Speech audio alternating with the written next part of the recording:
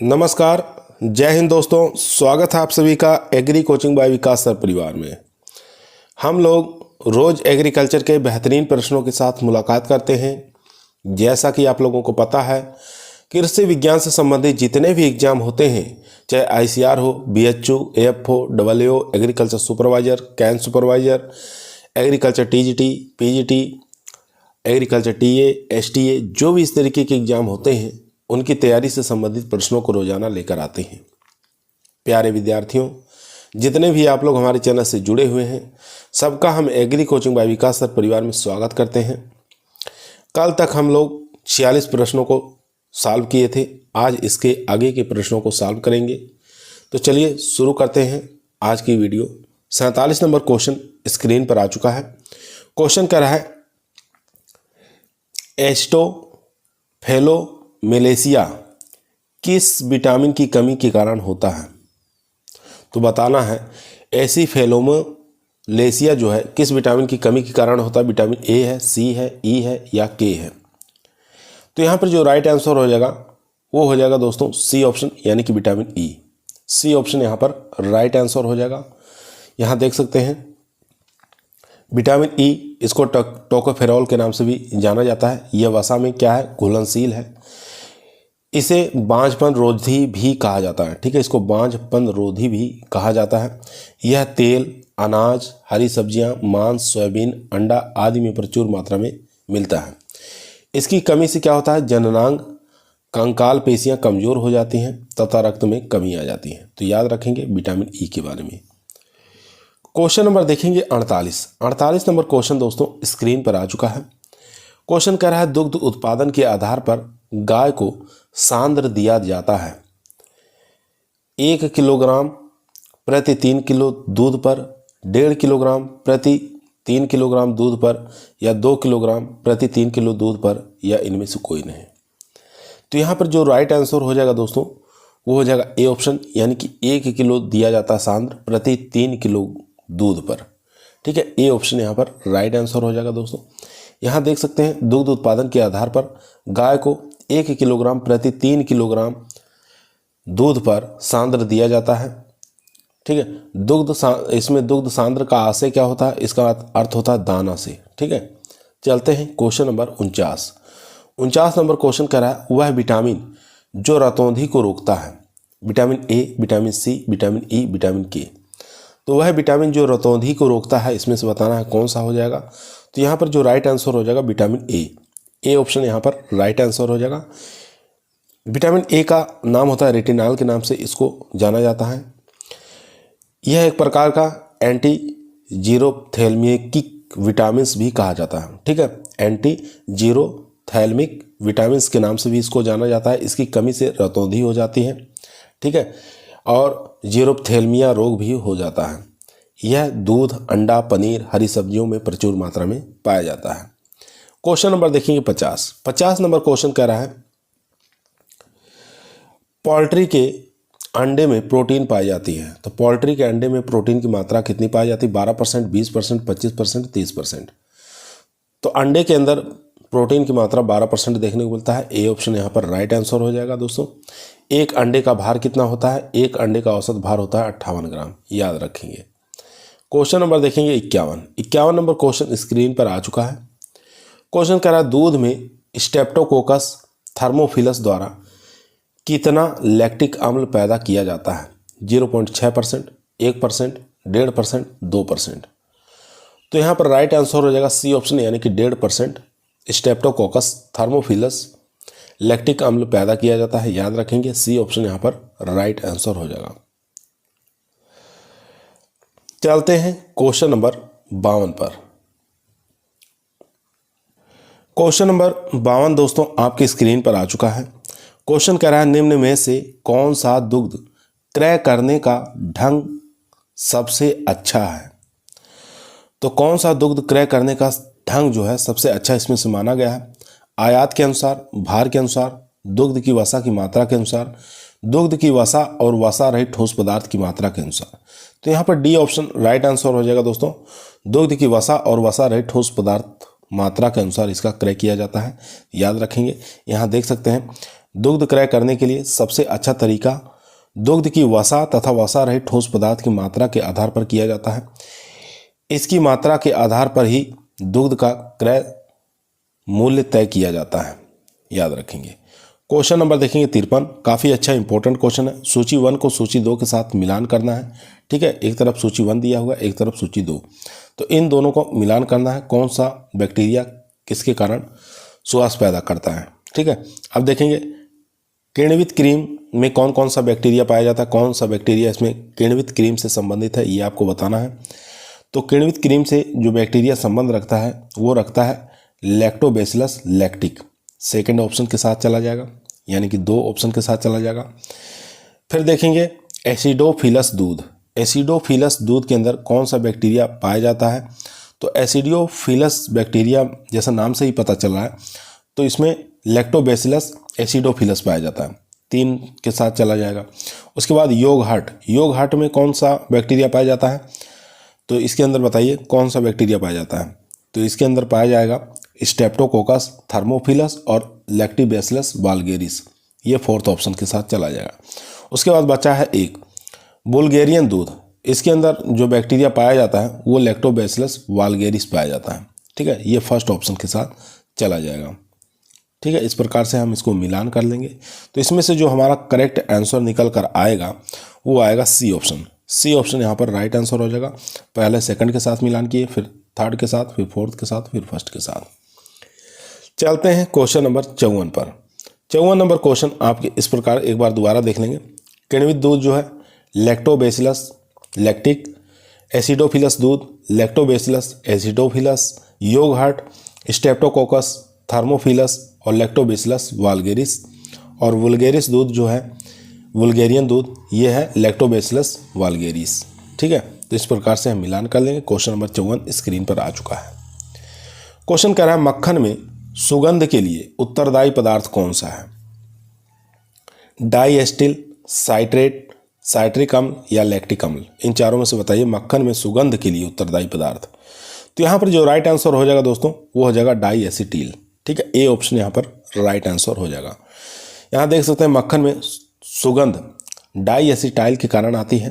अच्छी सुगंध सुवास के लिए 0.7 से लेकर 1.5% इसमें डाइएसिटाइल पर्याप्त मात्रा में होना चाहिए।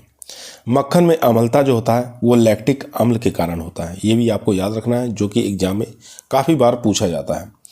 उसके बाद क्वेश्चन नंबर देखेंगे 55 नंबर क्वेश्चन कह रहा है प्रशीतन इकाई में दूध को किस तापमान पर ठंडा और भंडारित किया जाता है।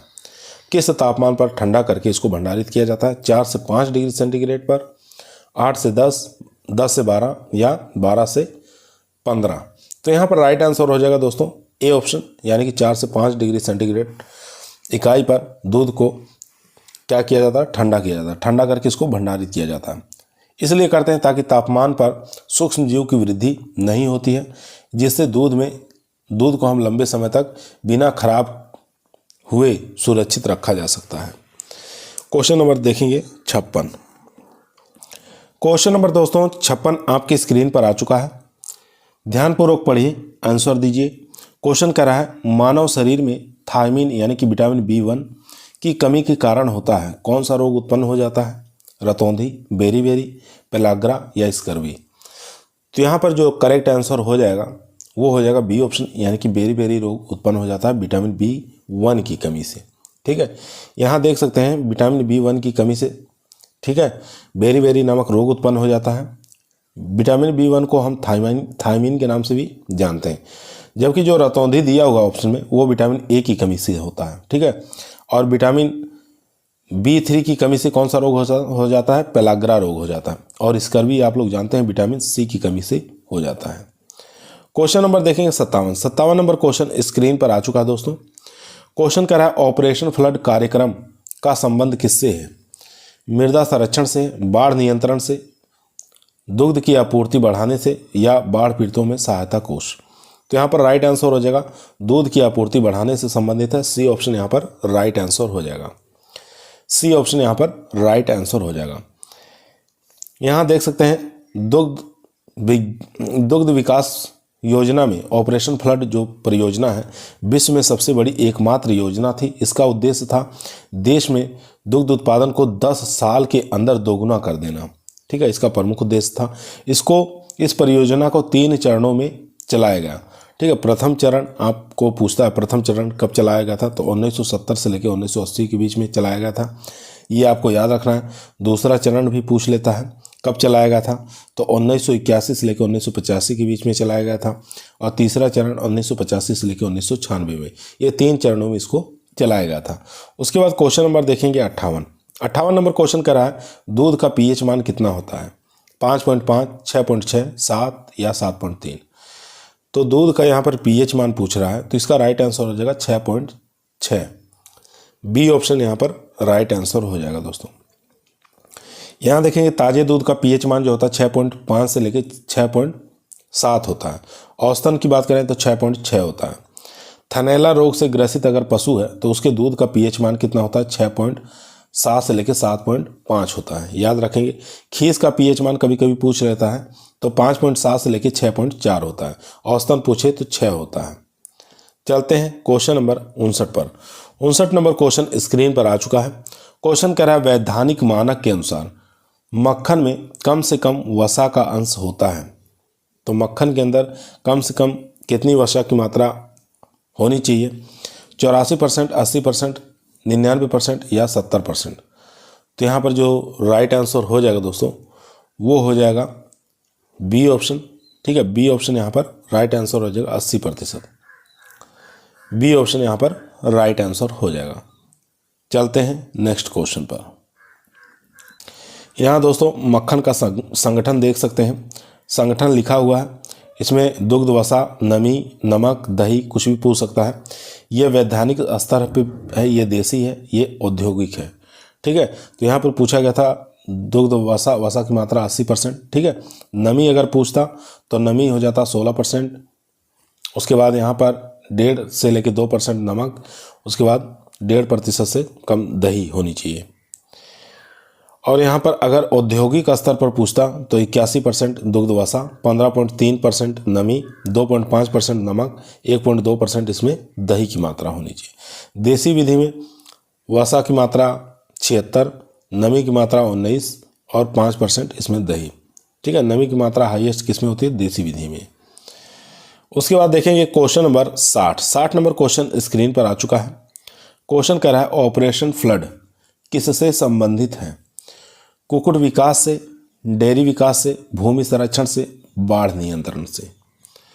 तो इसका जो संबंध हो जाएगा डेयरी विकास से संबंधित है। बी ऑप्शन यहाँ पर राइट आंसर हो जाएगा दोस्तों। बी ऑप्शन यहाँ पर राइट आंसर हो जाएगा। यहाँ देख सकते हैं इसको 3 चरणों में पूरा किया गया था, 1970 से 80, 81 से 85, 85 से 96। ठीक है, और श्वेत क्रांति के जनक कौन है, वर्गीज कुरियन है, याद रखेंगे। डॉक्टर वर्गीज कुरियन श्वेत क्रांति के जनक के रूप में इसको कहा जाता है। क्वेश्चन नंबर देखेंगे 61 नंबर क्वेश्चन स्क्रीन पर आ चुका है। क्वेश्चन कह रहा है उत्तर प्रदेश का दुग्ध उत्पादन में स्थान कौन सा है, प्रथम स्थान, द्वितीय स्थान, तृतीय या चतुर्थ स्थान। तो यहाँ पर जो राइट आंसर हो जाएगा 61 का वो हो जाएगा ए ऑप्शन, यानी कि प्रथम स्थान। ए ऑप्शन यहाँ पर राइट आंसर हो जाएगा दोस्तों। यहाँ देखेंगे विश्व में दुग्ध उत्पादन में भारत का पहला स्थान है और अमेरिका का दूसरा स्थान है, ये भी आपको याद रखना है। और भारत की बात करें तो उत्तर प्रदेश फर्स्ट पे, राजस्थान, आंध्र प्रदेश, गुजरात, फिर पंजाब है। इसके बाद क्वेश्चन नंबर देखेंगे 62 नंबर क्वेश्चन कर रहा है गाय के दुग्ध दोहन की सर्वोत्तम विधि कौन सी है। तो सर्वोत्तम विधि इसमें से बताना है 62 का।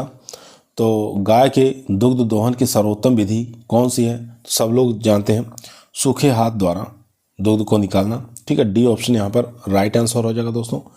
डी ऑप्शन राइट आंसर हो जाएगा। यहाँ देख सकते हैं दूध निकालने हेतु सूखे हाथ द्वारा निकालना ही अच्छी विधि मानी जाती है। लोग गीले हाथों से दूध निकालते हैं। थनों को गीला करने के लिए कभी कभी तेल, मक्खन या लार का प्रयोग किया जाता है। ऐसा करने पर थन की त्वचा फट जाती है, याद रखेंगे। क्वेश्चन नंबर देखेंगे 63 नंबर क्वेश्चन कर रहा है भारी क्रीम, हैवी क्रीम में वसा प्रतिशत आपको बताना कितनी पाई जाती है।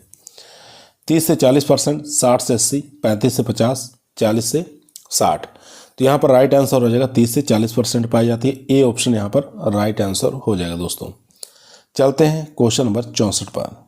यहाँ दोस्तों देखेंगे टेबल क्रीम में 18 से 22% वसा, पतली क्रीम से पूछे तो 20 से 25% वसा, कॉफ़ी क्रीम में पूछे तो 18 से 25% वसा, भारी क्रीम में पूछे तो 30 से 40% वसा, प्लास्टिक क्रीम में पूछे तो 60 से लेकर 85% वसा।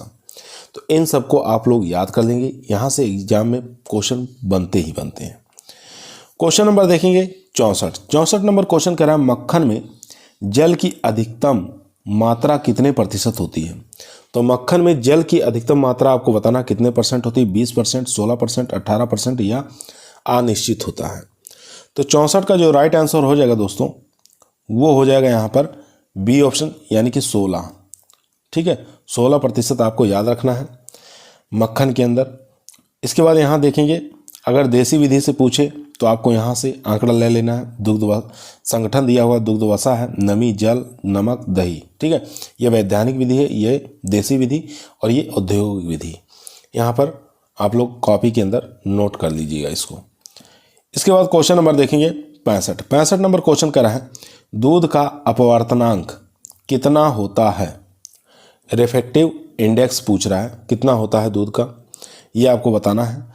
तो यहाँ पर जो राइट आंसर हो जाएगा दोस्तों वो होता है 1.3440 से लेके 1.3480।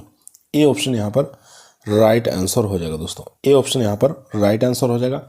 यहाँ देखेंगे दूध का अपवर्तनांक निकालने के लिए इमर्सन फ्रेक्सोमीटर को प्रयोग में लाया जाता है। ठीक है, रिफ्रैक्सोमीटर को प्रयोग में लाया जाता है, ये आपको याद रखना है। दूध का अपेक्षित घनत्व 1.028 से लेकर 1.032 तक होता है, ये भी आपको याद रखना है। एग्जाम में यहाँ से भी क्वेश्चन बहुत बार पूछा गया है। क्वेश्चन नंबर देखेंगे 66 नंबर क्वेश्चन कह रहा है ताजे दूध में अम्लता कितनी होती है।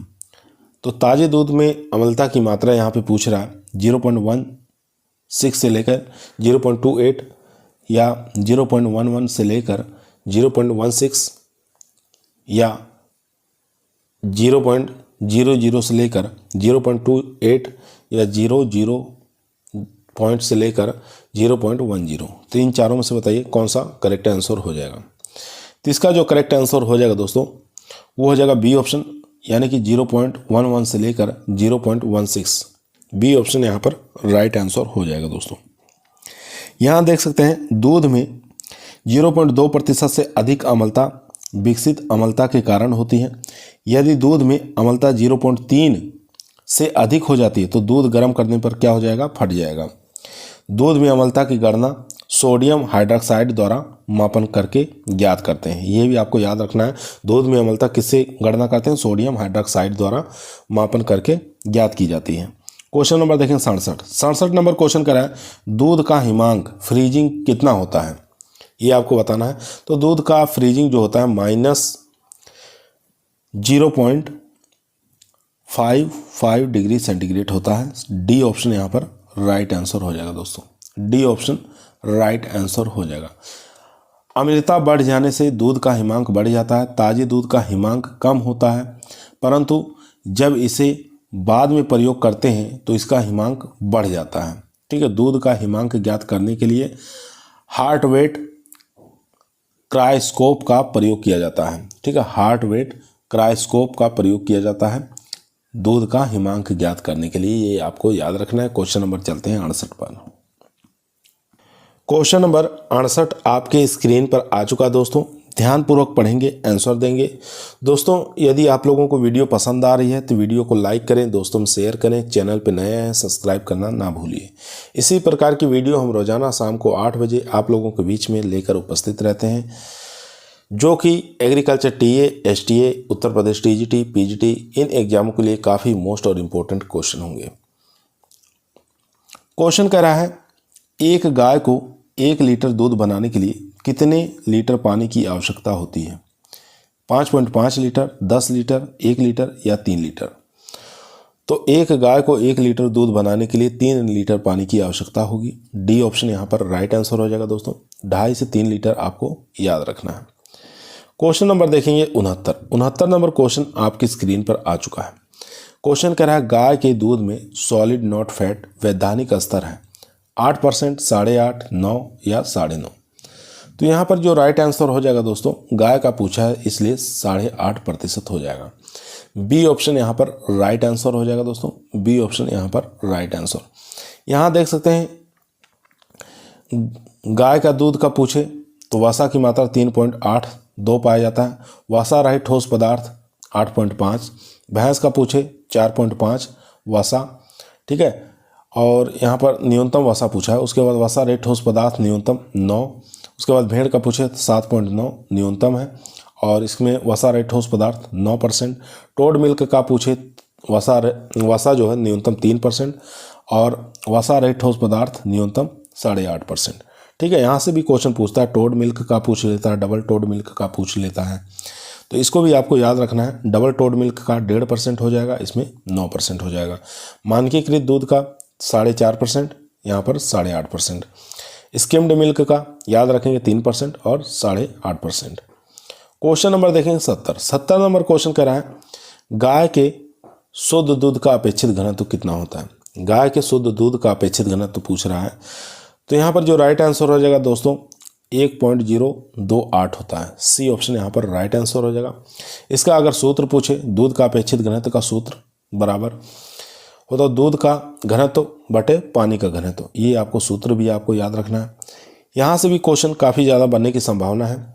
एग्जाम में पूछा जाता है गाय के दूध का अपेक्षित घनत्व, तो याद रखेंगे 1.28 से लेकर 1.030 तक होता है 60 डिग्री फ़ारेनहाइट पर।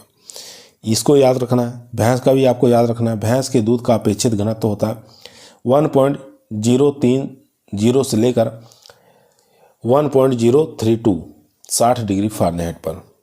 उसके बाद दूध का पीएच मान सब लोग जानते हैं 6.5 से लेकर 6.7। औसतन पूछे 6.6। दूध का अपवर्तनांक पूछता है तो 0.54 डिग्री सेंटीग्रेड होता है। औसत पूछे तो औसत अधिकतर पूछता है तो माइनस में चला जाएगा। माइनस 0.521 डिग्री सेंटीग्रेड से लेकर 0.572 डिग्री सेंटीग्रेड। ठीक है, ये आपको याद रखना है। दूध का उबलांक पूछता है तो 100.15 डिग्री सेंटीग्रेड। ठीक है, ये हो गया उबलांक। चलते हैं क्वेश्चन नंबर 71 नंबर क्वेश्चन कर रहा है प्रतिदिन 10 लीटर दूध उत्पादन हेतु भैंस के लिए दाना की मात्रा अंकित कीजिए। तो अगर कोई भैंस है 10 लीटर दूध उत्पादन कर रही है तो उसको कितना दाना देना चाहिए। 4 किलोग्राम, 5 किलोग्राम, 6 किलोग्राम या 7 किलोग्राम। तो यहाँ पर राइट आंसर हो जाएगा दोस्तों, वो हो जाएगा 4 किलोग्राम। ए ऑप्शन यहाँ पर राइट आंसर हो जाएगा। ठीक है, अगर भैंस 2.5 लीटर दूध दे रही है, ठीक है, अगर भैंस 2.5 लीटर दूध दे रही है तब हम 2.5 लीटर पर हम कितना देते हैं 1 किलोग्राम दाना देते हैं। ठीक है, और यहाँ पर दूध कितना दे रही थी 10 लीटर दूध दे रही है, तो यहाँ पर हमारा करेक्ट आंसर हो जाएगा 4 किलोग्राम जो हो जाएगा दाना दिया जाएगा। ठीक है, याद रखेंगे। और भी अच्छे से हम लोग देख लेते हैं। चलिए यहाँ देखेंगे दोस्तों, एक तरफ पशु का नाम दिया हुआ है, दूसरी तरफ उसका निर्वाह दाना दिया है, दूसरी तरफ उत्पादन दाना दिया हुआ है। ठीक है, किलोग्राम में बताना। सूखी गाय है तो उसको हम जीवन निर्वाह के लिए 1 किलोग्राम हम दाना देंगे। ठीक है, दुधारू गाय है तो उसको 1 किलोग्राम हम उसको दाना देंगे। ठीक है, जीवन निर्वाह के लिए 1 किलोग्राम। अगर 1 लीटर दाना दे रहे हैं तो 3 लीटर दूध उत्पादन अगर कर रही है तो उसको हम 1 किलोग्राम दाना देंगे। ठीक है, 3 लीटर दूध उत्पादन पर 1 किलो हम उसको दाना खिलाएंगे। उसके बाद भैंस का यहाँ देखेंगे, सूखी भैंस है तो 1.5 किलोग्राम उसको जीवन निर्वाह के लिए दाना देंगे। दुधारू भैंस है तो उसको हम 1.5 किलोग्राम, ठीक है, दाना देंगे जीवन निर्वाह के लिए। और 2.5 लीटर दूध उत्पादन कर रही है तो उसको 1 किलोग्राम हम उसको दाना देंगे, याद रखेंगे। उसके बाद बछिया को जीवन निर्वाह के लिए 1 किलोग्राम दाना देंगे। बैल के लिए कम जो कार्य करते हैं उनको 1.5 किलोग्राम दाना देंगे। ठीक है, और यहाँ पर देखेंगे बैल औसत कार्य के लिए 1.5 किलोग्राम और यहाँ पर उत्पादन के लिए भी 1.5 किलोग्राम। बैल जो भारी कार्य करते हैं उनको 1.5 किलोग्राम।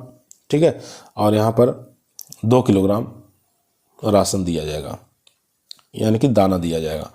क्वेश्चन नंबर देखेंगे 72 नंबर क्वेश्चन करा है भारतीय गाय की औसत उत्पादकता है। तो भारतीय जो गाय है औसत उत्पादकता यानी कि दूध प्रति ब्यांत कितना उत्पादन करती हैं। तो यहाँ पर राइट आंसर हो जाएगा 1217 किलोग्राम प्रति ब्यांत दुग्ध उत्पादन करती हैं।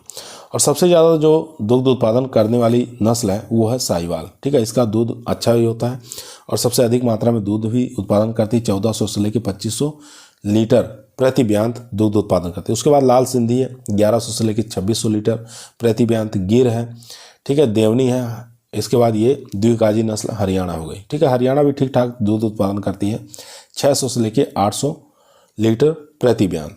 बाकी देवनी, गिर, ठीक है, ये सब 4 नस्लें जो दुधारू नस्लें हैं, साहिवाल, लाल सिंधी, गिर और देवनी। चलते हैं क्वेश्चन नंबर 73 पर। 73 नंबर क्वेश्चन आपके स्क्रीन पर आ चुका है। क्वेश्चन कह रहा है दुग्धशाला में दुग्ध उत्पादन का लेख प्रमाण मुख्यतः किसके लिए किया जाता है।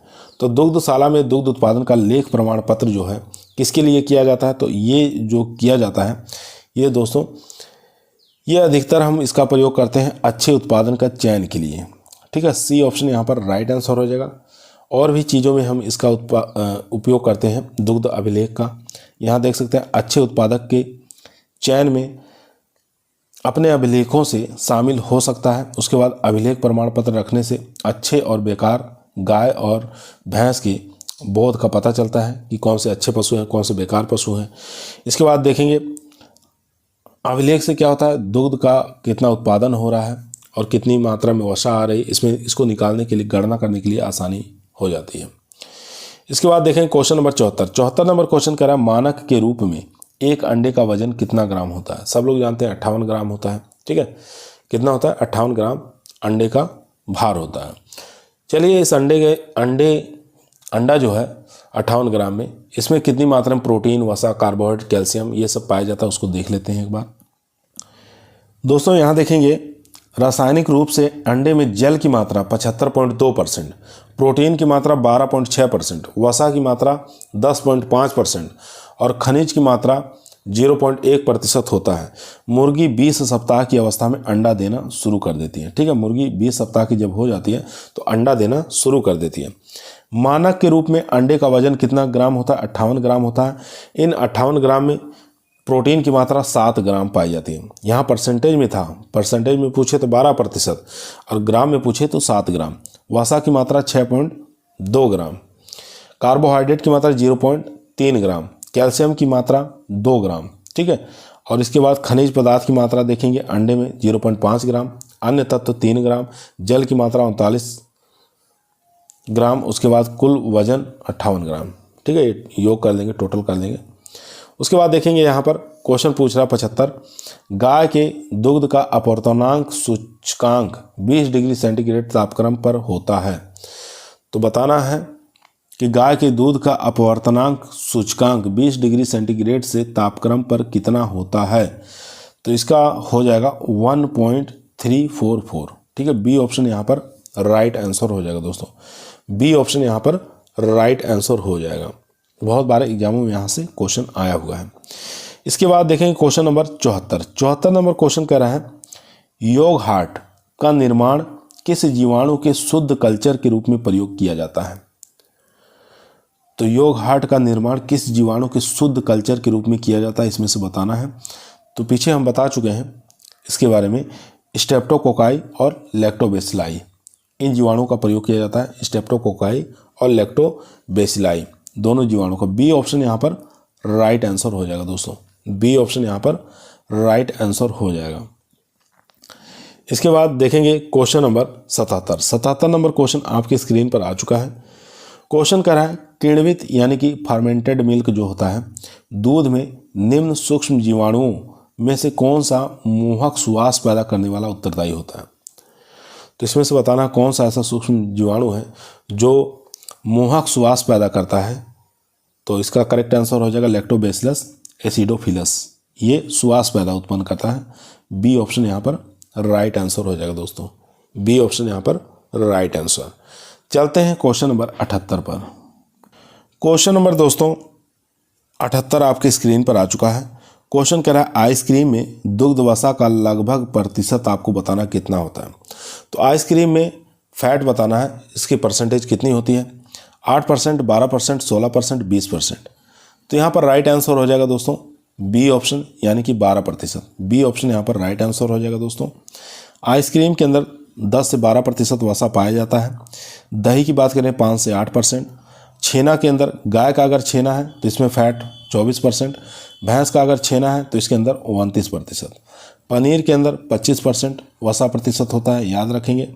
खोआ की बात करें तो गाय का अगर खोआ है तो 25.7%, भैंस का अगर दूध से खोआ बनाया गया है तो 37.1% इसके अंदर पाया जाता है। ठीक है, इसके बाद क्वेश्चन नंबर देखेंगे 79 नंबर क्वेश्चन कर रहा है नवजात बछड़े को खीस पिलाना चाहिए क्योंकि उसमें होता है, तो उसके अंदर एंटीबॉडीज पाया जाता है। ठीक है, रोगों से लड़ने की शक्ति प्रदान करता है खीस जो होता है, कोलेस्ट्रॉल जो होता है।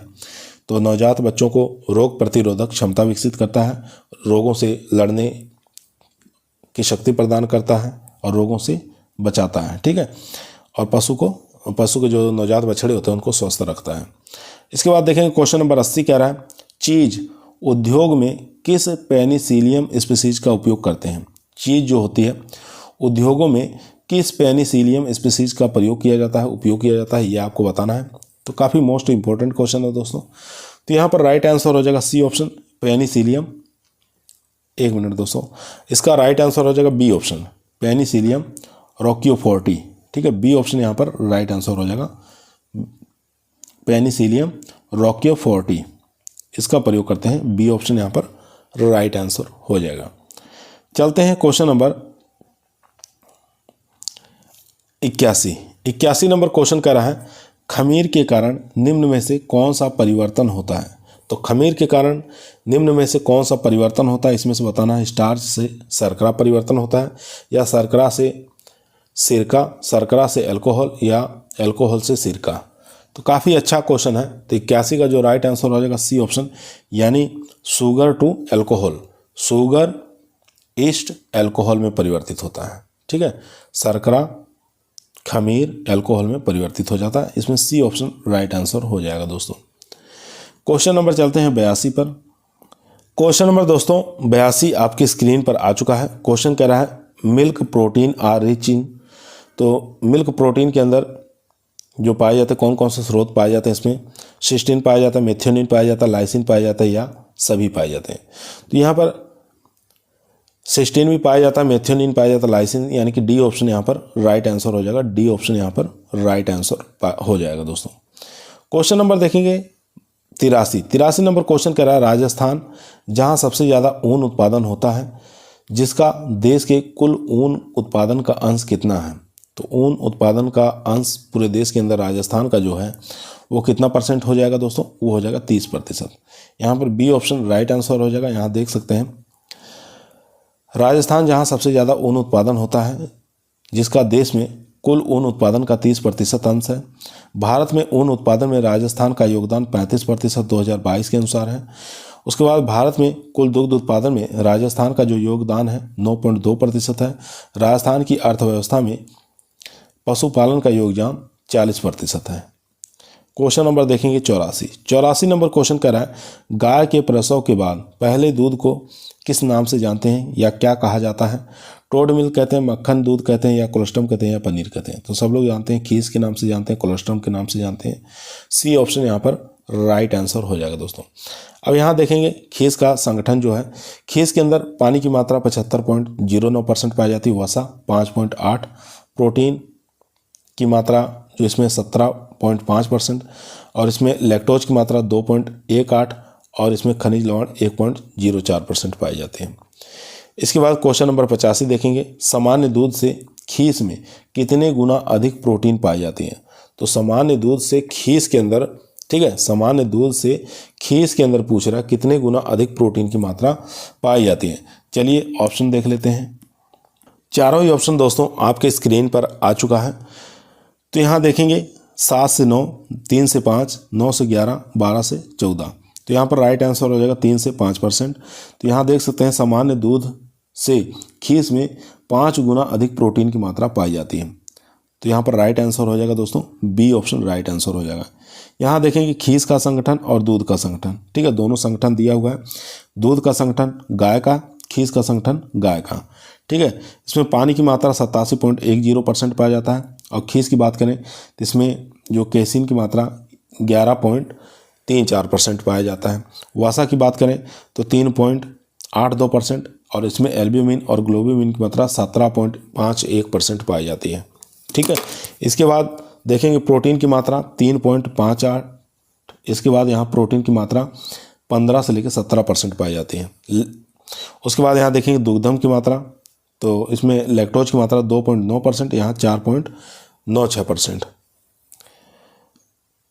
क्वेश्चन नंबर 86 देखेंगे, भारत में दूध या सफ़ेद क्रांति का जनक, तो बहुत बार क्वेश्चन आ चुका, वर्गीज कुरियन को भारत के अंदर दूध या सफ़ेद क्रांति का जनक कहा जाता है। बी ऑप्शन यहाँ पर राइट आंसर हो जाएगा दोस्तों, बी ऑप्शन यहाँ पर राइट आंसर हो जाएगा। क्वेश्चन नंबर देखेंगे 87 नंबर क्वेश्चन आपकी स्क्रीन पर आ चुका है। दूध निकालने की सर्वोत्तम विधि कौन सी है? तो दूध निकालने की सबसे अच्छी विधि फिस्टिंग विधि है, ठीक है। मुट्ठी बांध कर दूध निकालना, इसको फिस्टिंग कहा जाता है। फिस्टिंग विधि के नाम से इसको जाना जाता है, ठीक है। ये सबसे अच्छी विधि मानी जाती है दोस्तों। उसके बाद क्वेश्चन नंबर देखेंगे 88 नंबर क्वेश्चन करा है, दूध में किसकी कमी पाई जाती है? कमी पूछ रहा है, तो जानते ही हैं आयरन की कमी पाई जाती है, लोहे की कमी पाई जाती है, बाकी प्रोटीन देखने को मिलता है, पानी भी, वसा भी, ये सब चीज़ें देखने को मिलता है, ठीक है। प्रोटीन की बात करें तो गाय के दूध के अंदर प्रोटीन की मात्रा 3.3, वसा 3.4, 87% जल, लैक्टोज 4.9 और मिनरल्स 0.7% पाया जाता है, ठीक है। याद रखेंगे, एग्जाम में यहाँ से क्वेश्चन काफ़ी बार पूछा गया है। चलते हैं क्वेश्चन नंबर 89 पर। क्वेश्चन नंबर दोस्तों 89 आपकी स्क्रीन पर आ चुका है। क्वेश्चन करा अमूल यहाँ पर स्थित है, आपको बताना अमूल कहाँ पर स्थित है। आनंद में है, अहमदाबाद में, या इलाहाबाद में, या अहमदनगर में। तो इन चारों में से बताइए अमूल कहाँ पर स्थित है। तो इसका राइट आंसर हो जाएगा ए ऑप्शन, आनंद गुजरात के अंदर स्थित है। ए ऑप्शन यहाँ पर राइट आंसर हो जाएगा दोस्तों। यहाँ देख सकते हैं अमूल जो है आनंद गुजरात के अंदर स्थित है। इसके संस्थापक जो है वर्गीज कुरियन थे, ठीक है, पूछ सकता है। वर्तमान में इसके CEO जो है RS सोधी है, ठीक है, वर्तमान में। और इसकी स्थापना कब हुई थी? 14 दिसंबर 1946 को इसकी स्थापना हुई थी। क्वेश्चन नंबर देखेंगे 90 नंबर क्वेश्चन करा है, दूध में पाई जाने वाली शर्करा को कहते हैं लैक्टोज, खनिज, केसिन या दही। तो इसका जो राइट आंसर हो जाएगा दोस्तों, उसको लैक्टोज के नाम से जानते हैं। ए ऑप्शन यहाँ पर राइट आंसर हो जाएगा दोस्तों, ए ऑप्शन यहाँ पर राइट आंसर हो जाएगा। उसके बाद देखेंगे question number 91 number question screen पर आ चुका है। स्तन ग्रंथियों से प्रथम स्राव होने वाले दूध को किस नाम से जानते हैं? तो इसको खीस के नाम से जानते हैं, कोलेस्ट्रम के नाम से जानते हैं, सब लोग जानते हैं। ए ऑप्शन यहाँ पर राइट आंसर हो जाएगा दोस्तों, ए ऑप्शन यहाँ पर राइट आंसर हो जाएगा। और ये भी क्वेश्चन पूछा जाता है, दूध को उतारने में उत्तरदायी हार्मोन कौन सा है? तो दूध को उतारने में जो उत्तरदायी हार्मोन है ऑक्सीटोसिन है, ठीक है। और दूध को चढ़ाने में उत्तरदायी हार्मोन कौन सा है? एड्रेनिन है, ठीक है। दोनों याद रखना, उतारने वाला और चढ़ाने वाला। क्वेश्चन नंबर देखेंगे 92 नंबर क्वेश्चन स्क्रीन पर आ चुका है। क्वेश्चन करा है, दूध लैक्टोज के अम्ल में परिवर्तन होने से खट्टा बन जाता है। तो दूध को कौन से ऐसा अम्ल है जिसको परिवर्तन होने से खट्टा हो जाता है या फट जाता है, ठीक है। तो साइट्रिक अम्ल, लैक्टिक अम्ल, एस्टिक अम्ल या एस्कॉर्बिक अम्ल। तो यहाँ पर जो राइट आंसर हो जाएगा दोस्तों वो हो जाएगा बी ऑप्शन, ठीक है, लैक्टिक अम्ल। लैक्टिक अम्ल से ही दही का निर्माण होता है, ठीक है, दही बनाई जाती है। दूध से दही का निर्माण कौन करता है? लैक्टिक एसिड के कारण ही होता है। तो यहाँ पर लैक्टिक एसिड सही आंसर हो जाएगा, बी ऑप्शन राइट आंसर है। यहाँ देख सकते हैं दही के अंदर लैक्टिक अम्ल, सिरका के अंदर एस्टिक अम्ल, और चने की पत्ती के अंदर मैलिक अम्ल, और सेब के अंदर मैलिक अम्ल, ठीक है। तो ये आपको याद रखना है, यहाँ से भी एग्जाम में बहुत बार क्वेश्चन पूछे गए हैं। तो आज की वीडियो हमारी यहीं समाप्त हुई दोस्तों। आप लोगों को कैसी लगी कमेंट के अंदर बताइएगा। पसंद आई हो तो लाइक ज़रूर करें, दोस्तों में शेयर करें, चैनल पे नए हैं तो सब्सक्राइब करना ना भूलिए।